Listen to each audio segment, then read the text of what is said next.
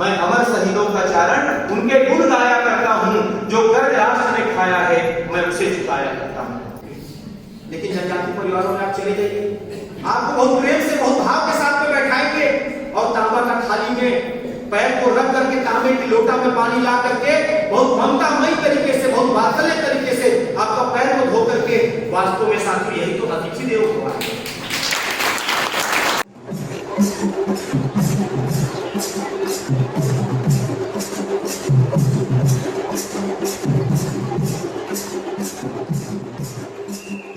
राष्ट्रपति महामहिम श्रीमती द्रौपदी मुर्मू जी का आगमन हुआ था।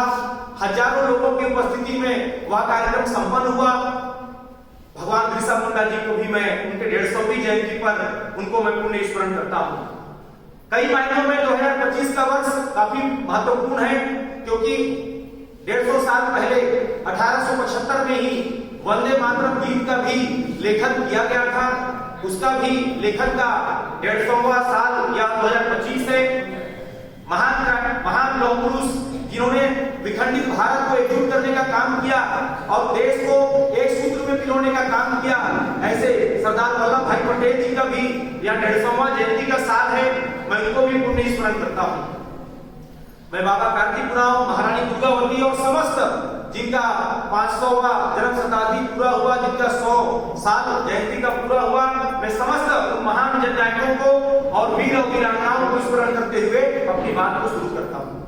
मुझे लगता है कि इस कविता के माध्यम से मैं अपनी आधा बात को भी निश्चित रूप से आपके समक्ष रखने में सफल होऊंगा।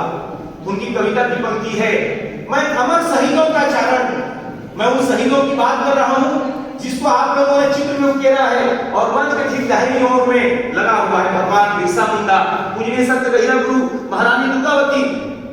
मैं अमर शहीदों का चारण उनके गुण गाया करता हूँ, मैं अमर शहीदों का चारण उनके गुण गाया करता हूँ, जो कर्ज राष्ट्र ने खाया है मैं उसे चुकाया करता हूँ।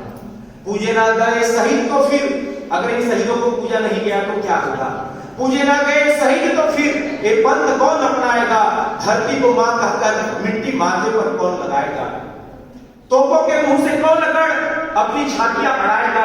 मैं बात कर रहा हूं राजा शंकर साहब और राजपूत रघुनाथ साहब का, जिनको राष्ट्रभक्ति से और कविता के लिए तोप के मुख में खड़ा करके उड़ा दिया जाता है। तोपों के मुंह से कौन लकड़ अपनी छातियां अड़ाएगा? चूमेगा फंदे कौन, गोलियां कौन वक्त पर खाएगा? अपने हाथों अपने मस्तक फिर आगे कौन बढ़ाएगा? अपने हाथों अपने मस्तक फिर आगे कौन बढ़ाएगा?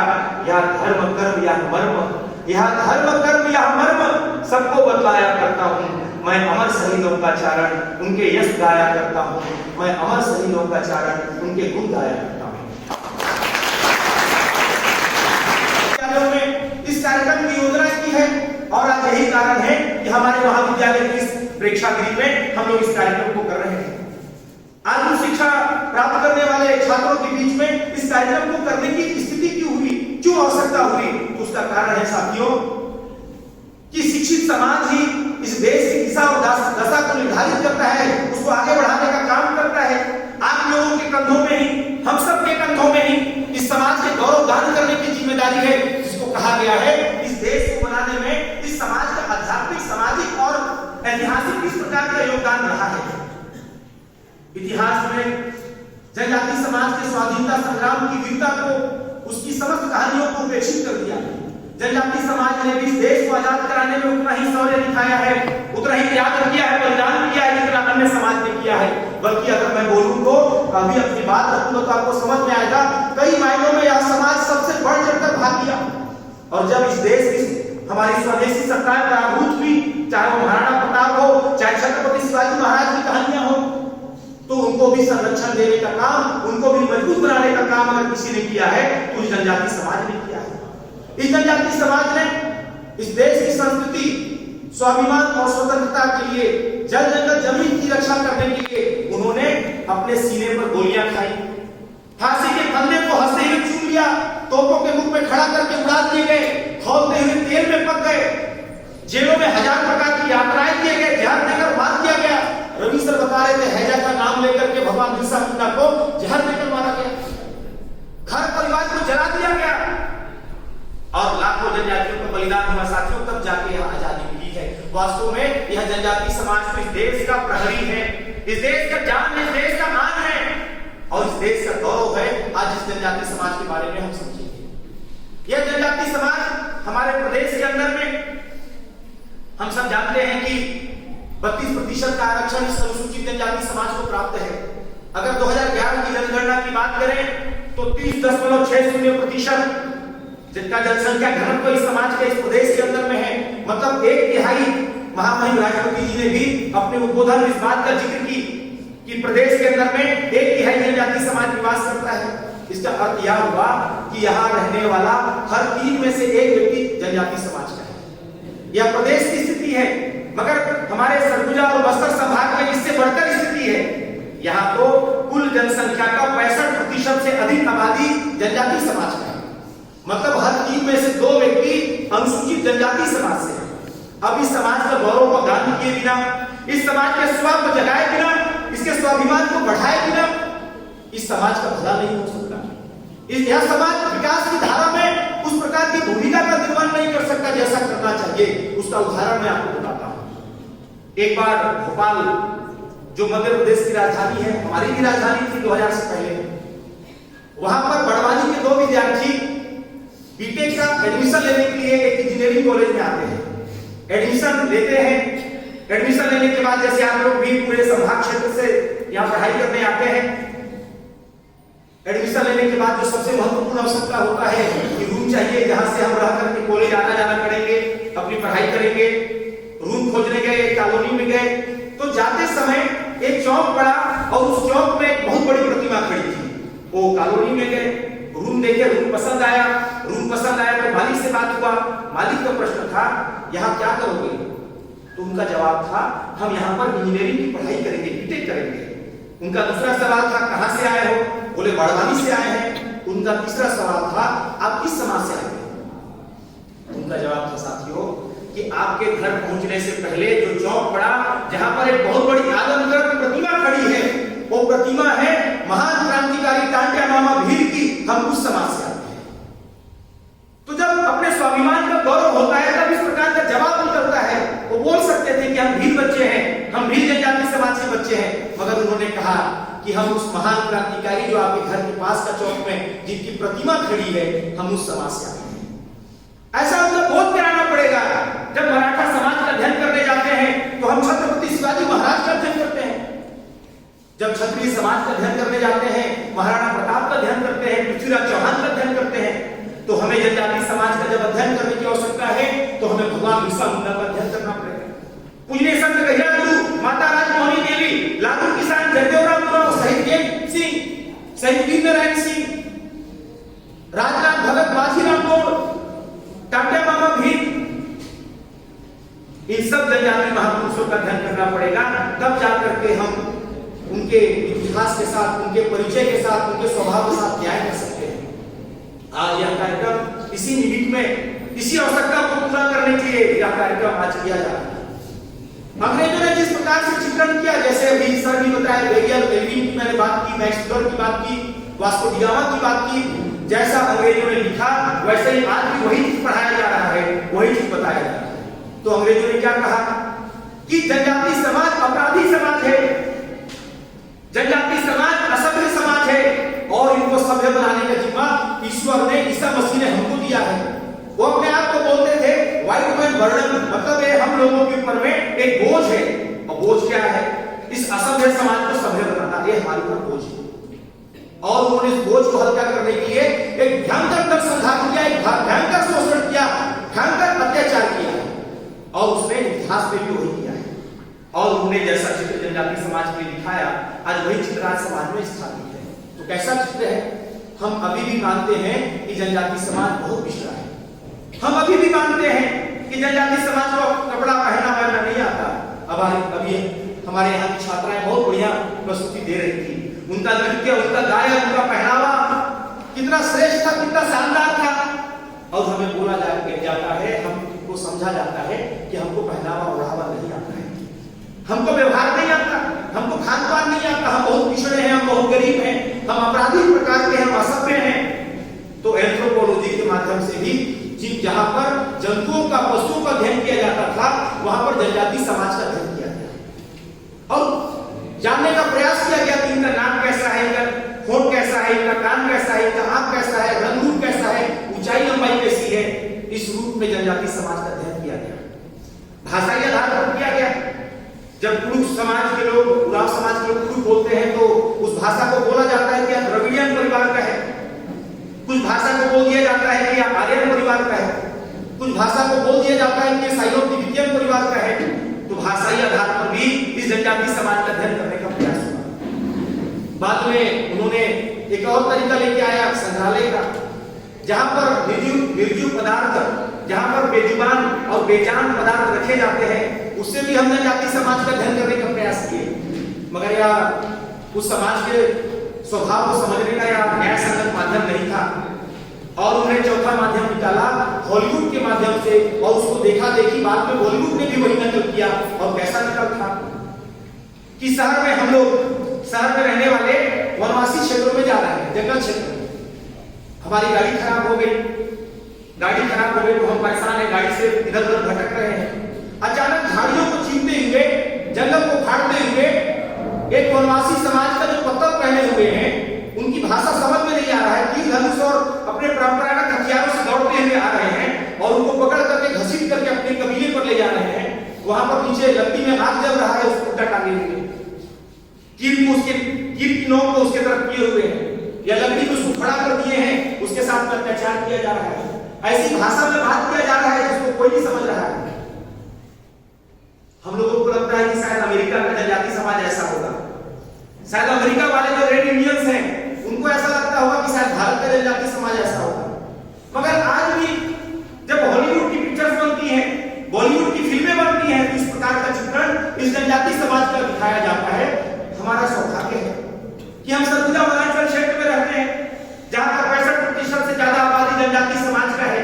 हम उनके रहन सहन को बहुत करीब से देखते हैं, हम उनके साथ उठते हैं, बैठते हैं, खाते हैं, तो हमको समझ में आता है कि जनजाति समाज ऐसा नहीं है जैसा दिखाया जाता है, जैसा बताया जाता है। मैं देख रहा हूं दीवारों में डॉरी को लेकर के बड़ी चीजें, चित्रकला बनी हुई है। आप देख सकते हैं एक बहन को, एक माता को फांसी पर टांग दिया गया है, एक को एक के साथ में न्याय की मांग की जा रही है, वुमेन एम्पावरमेंट की बात की जा रही है। कहीं पर कोई फोटो देखा जिसको जला दिया जा रहा है, भ्रूण हत्या का भी फोटो है इसमें। आज अगर जनजाति समाज को, जिस समाज को बोला जाता है कि समाज के पास ऐसा कोई भी चीज नहीं है जिसको ये समाज दे सकता है, मगर ऐसा है क्या? इस समाज के पास कोई श्रेष्ठ व्यवस्था नहीं है, ऐसा बोला जाता है। आज या हमारे संभाग के सबसे बड़े निजी महाविद्यालय की बात मैं बता रहा हूं। आज भी आप क्लिनिक में चले जाइए, वहां पर बाहर क्या लिखाया रहता है कि यहां लिंग परीक्षण करना, क्या रहता है आगे? लिंग परीक्षण करना दंडनीय अपराध है। क्या लिखा रहता है? दंडनीय अपराध है। कब लिखा जा रहा है? 2025 में। जिस समय पढ़ाई की पर्याप्त व्यवस्था है, जागरूकता के पर्याप्त साधन है, मोबाइल है, टीवी है, लगातार सेमिनार होता है, भाषण होता है, सब कुछ होता है, मगर आज भी पढ़े लिखे लोगों को बताया जाता है कि लिंग परीक्षण करना भयंकर दंडनीय अपराध है। फिर भी हमारे बच्चों को गर्भ में मारा जाता है, सिर्फ इसलिए कि होने वाला बच्चा बेटी होने जा रही है, इसलिए मार दिया जाता है। मगर साथियों, मुझे गर्व है कि जिस समाज की बात कर रहे आज मैं आपके सामने खड़ा हूं, इस समाज में हजारों लाखों सालों की परंपरा में एक भी बेटी की हत्या भ्रूण के नाम पर नहीं हुई है, वह जनजाति समाज है।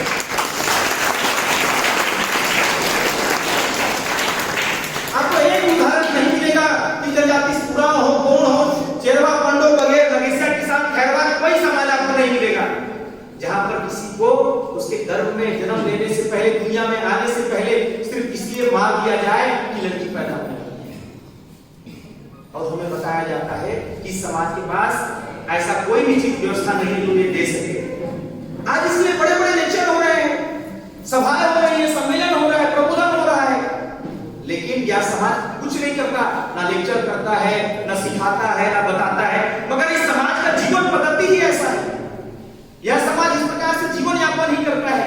उनकी अपनी इतनी श्रेष्ठ व्यवस्थाएं हैं कि जहां पर बेटियों को सर्वोच्च माना जाता है, बेटियों को बेटों के बराबर माना जाता है। हम आज भी पेपर में आए दिन पढ़ते हैं कि कि किसी बेटी को केवल दहेज के लिए फांसी पर मार के टांग दिया जाता है, किसी को छत से ढकेल दिया जाता है, किसी को कीचड़ में आग लगा दिया जाता है, किसी को और किसी न किसी तरीके से मार के गला घोट के मार दिया जाता है। मगर मैं उस समाज की बात कर रहा हूं जिस समाज में किसी भी बेटी की हत्या दहेज के नाम पर इस समाज ने कभी जीवन में नहीं किया है, हजारों सालों की परंपरा में नहीं किया है, वह श्रेष्ठ समाज जनजाति समाज है। आपको बेटी बचाओ बेटी पढ़ाओ को अगर सीखना है, बेटी को वास्तव में कैसे देवी माना जाता है उसकी बात सीखनी है, आपको जनजाति समाज के पास जाना पड़ेगा, उनके पास बैठना पड़ेगा, उनके पास सीखना पड़ेगा। वहां पर कोई लेख नहीं होता, कोई भाषण नहीं होता, कोई सेमिनार नहीं होता, कोई सभा नहीं होता, मगर फिर भी वह समाज जिस हम मां दुर्गा की उपासना नवरात्र में करते हैं 10 दिन उपवास रख करके उसको साक्षात जीने वाला समाज है। आज लिंगानुपात की देश में भयंकर चर्चा हो रही है। 1000 पुरुषों में महिलाओं की संख्या कितनी है? सबसे अच्छा लिंगानुपात जनजाति समाज में बेटियों का माना जाता है, जहां पर 1000 से ज्यादा आबादी हमारी बेटियों की होती है, वह जनजाति समाज है। आज समुदाय बचाने की बात हो रही है, आज परिवार बिखर रहे हैं, कुटुंब टूट रहे हैं, एकल परिवार को बढ़ावा मिल रहा है। ऐसे समय में जनजाति समाज ऐसा समाज है जो कुटुंब को बचाने का काम करता है। उसका कोई भी तीज त्योहार, कोई भी उत्सव पर्व बिना सामूहिकता के नहीं होता। अभी परसों की मैं बात कर रहा हूं, जब महामहिम राष्ट्रपति जी आई थी तो आप लोगों ने देखा होगा कि जितनी भी नृत्य मंडलियां आई थी सब सामूहिकता से नृत्य कर रही थी, और जिस टीम को पहला स्थान मिला उसको भी कर्मा नृत्य के लिए पहला स्थान मिला। काटी डाल का जय माता दी ग्रुप था। उन्होंने क्या प्रस्तुति किया? उन्होंने सामूहिक रूप से महिला पुरुष एक साथ कदम से कदम मिलाकर, ताल से ताल मिलाकर गाते हुए नृत्य कर रहे थे। आप उनका शादी ब्याह में चले जाइए, कोई आपको सिंगल डांस करते हुए नहीं मिलेगा, कोई नागिन डांस कर रहा है, कुछ नहीं मिलेगा। वहां पर आपको सामूहिक डांस करते हुए लोग मिलेंगे। कर्मा हो, सरहुल हो, शादी ब्याह हो, हर तीज त्योहार में यह समाज सामूहिकता के साथ हर पर्व को मनाता है। अगर कोई दुख का भी कारण हो, कोई मर गया तो अपने घर से भी आता है, तो अपने हाथ में खाली हाथ नहीं आता है, लकड़ी लेकर आता है। यह समाज जब किसी के यहाँ भी धान कटाई का समय चल रहा है, आप गांव में चले जाए तो आप देखेंगे कि पूरा गांव मिल करके, कभी एक परिवार में कभी दूसरे परिवार में, ऐसा बदल बदल करके पूरा गांव धान कटाई में रहता है। जब खपरा छाने की बात होती है गर्मी के समय में, उस समय भी किसी एक घर में पूरा मोहल्ला मिलकर के उसका खपरा छाता है, फिर दूसरे परिवार में, फिर तीसरे परिवार में। साथियों, यही तो सामूहिकता है। इसी की बात तो हमारे संस्कृत के श्लोक में कहा गया है, संगच्छध्वं संवद्धध्वं संभो मनांसि जानता देवा भागम यथा पूर्वे संजानाना उपासते। इसी को तो कहा गया है कि एक साथ चलेंगे, एक साथ बढ़ेंगे, कदम से कदम मिलाकर आगे बढ़ेंगे, उसको साक्षात जीने वाला समाज यह जनजाति समाज है। यहाँ पर कोई लेक्चर नहीं होता, कोई अध्यापक नहीं, कोई प्राध्यापक नहीं, कोई कुछ नहीं, मगर उसको साक्षात भारतीय मूल्यों को, भारतीय संस्कृति को जीने वाला का समाज है, वो यह जनजाति समाज है। अतिथि देवो भव की बात होती है। हम लोग सब शहर में रहते हैं। आज के समय में आप शहरों में चले जाइए, अच्छे अच्छे घरों में चले जाइए, बाहर में क्या लिखा मिलता है? क्या लिखा मिलता है? इससे सावधान। उस घर में मनुष्य रहते हैं, कुत्ते रहते हैं? कौन रहता है घर में? कौन रहता है? मनुष्य रहते हैं, मगर बाहर में क्या लिखे रहते हैं? इससे सावधान। थोड़ा बढ़िया से बोलिए। जब ऐसा आप पढ़ लेंगे तो क्या आपको मन करेगा उस घर का दरवाजा खोलने का? किसी का मन करेगा? किसी का मन नहीं करेगा। पता नहीं सही कुत्ता निकल जाए और चबा जाए, है ना? मतलब किस तरह का मन में कल्पना आने लगता है। आप किसी भी जनजाति परिवार में चले जाइए, उनके दरवाजे में कभी ऐसा आपको कुछ नहीं मिलेगा। साथ ही साथ में आप चले जाइए, जिस नगरीय व्यवस्था की बात हम कर रहे हैं, वहां पर तो अब एक व्यवस्था देखने में आ रहा है कि लोग आधा दरवाजा खोलते हैं और चाहते हैं कि जो भी मैसेज देने आया है, जो भी बताने सुनाने आया है, बाहर से सब निपट जाए, वो वहीं से राम राम हो जाए। लेकिन जनजाति परिवारों में आप चले जाइए, आपको बहुत प्रेम से, बहुत भाव के साथ में बैठाएंगे और तांबा का थाली में पैर को रख करके तांबे की लोटा में पानी ला करके बहुत ममतामयी तरीके से, बहुत वात्सल्य तरीके से आपका पैर को धो करके, वास्तव में साथी यही तो अतिथि देवो भव है। उनके पास जो भी व्यवस्था होगा, उनकी अपनी जो भी व्यवस्था होगी, खटिया होगा, खाट होगा, कुर्सी होगा, मछिया होगा, जो भी व्यवस्था होगा उसमें बहुत दिल से, बहुत भाव के साथ में आपको अतिथि का सत्कार करेंगे। वहां है जनजाति समाज। अभी सर बता रहे थे वैध दीवार के बारे में। आप लोग जानते हैं कि क्षेत्र में हमारे जो वैध होते हैं, जो कोई पढ़ाई नहीं किए रखते हैं, मगर उनको इतनी गजब की जानकारी होती है। आज हर कोई योग आयुर्वेद की ओर जा रहा है, वो जंगल में जाते हैं, कोई भी पौधा को पूजा पाठ करके अपने देवी देवता को गुहार करके सुमित करके वो उसको उसका केवल पत्ता तोड़ते हैं, उसको जड़ से उखाड़ते नहीं और उसका एक छोटा सा गोला बनाते हैं, चाहे आपका हड्डी टूट जाए, चाहे किसी भी प्रकार की गंभीर से गंभीर बीमारी हो, और ऐसा गोला बना करके भगवान का नाम लेकर के वो दवाई को देते हैं। आप उसका सेवन कर लीजिए, तब आपको समझ में आएगा कि वास्तव में बीमारी खत्म हो जाता है। हड्डी कई लोगों में टूटता है, आप लोग देखे भी होंगे अपने आसपास में परिचित लोगों में। मैं बोल नहीं रहा हूं कि आप शैल्य चिकित्सा के तरफ मत जाइए, मगर गांव में रहने वाला जो हड्डी का वैद्य है उसके पास आप चले जाइए। एक हड्डी अगर 5 जगह में टूटा है, अगर वो ऐसा दवाई देगा और वो हड्डी इतना तेजी से टूटता है कि आप फिर 1 कुंटल तक का वजन उठा सकते हैं। मेरे भाई के साथ स्वयं हुआ। जब वो गया एलोपैथी डॉक्टर के पास, तो बोले रोड लगाना पड़ेगा, ये करना पड़ेगा, वो करना पड़ेगा। वो कुछ नहीं किया, वो केवल सीटी स्कैन कराया, मतलब वो एक्सरे कराया और चला गया वैद्य के पास में। वो 3 खुराक दिए, मात्र 3 खुराक, और पैसा भी नहीं बोलते कि हमको 2000 रुपये पैसा दो, जो देना 5 रुपया दे दीजिए। तो भी उनका बस ये रहता है कि दवाई है, नेक के रूप में आप 10 दे दीजिए, 100 दे दीजिए, जो देना हो दे दीजिए। मुंह खोल के बोलते भी नहीं कितना पैसा आपको चाहिए। और भगवान का नाम लेके, देवी देवता का नाम लेकर के वो दवाई देते हैं। उसका सेवन करने के बाद में आपकी सारी व्याधि, आपका सारा रोग दूर हो जाता है। ऐसा श्रेष्ठ वैद्य से, वैद्य के ज्ञान से परागत ज्ञान से